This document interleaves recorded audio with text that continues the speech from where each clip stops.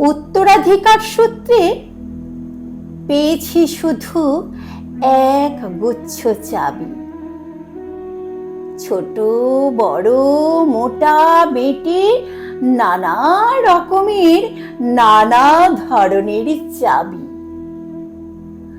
মা বললেন, যত্ন করে তুলে রেখে দে।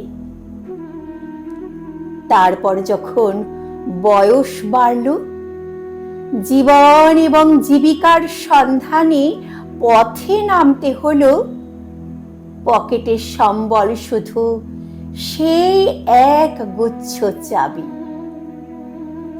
ছোট বড় মোটা বেটে নানা রকমের নানা ধরনের চাবি।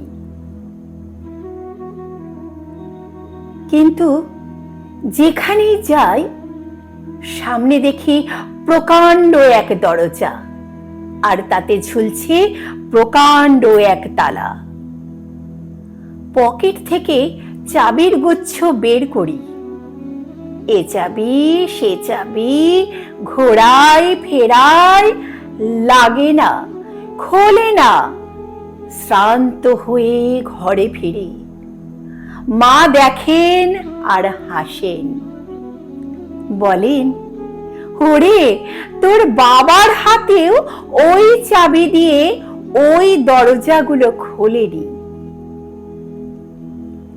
শুনেছি নাকি তার বাবার হাতে খুলতো। আসল কথা কি জানিস? এসব চাবি হলো সততার, সত্যের, যুক্তির, নিষ্ঠার। এসব দরজাগুলো খোলে না। তবুও তুই ফেলে দিস না। তুই যখন চলে যাবি, তোর সন্তানদের হাতে দিয়ে যাস এসব চাবির গুচ্ছ।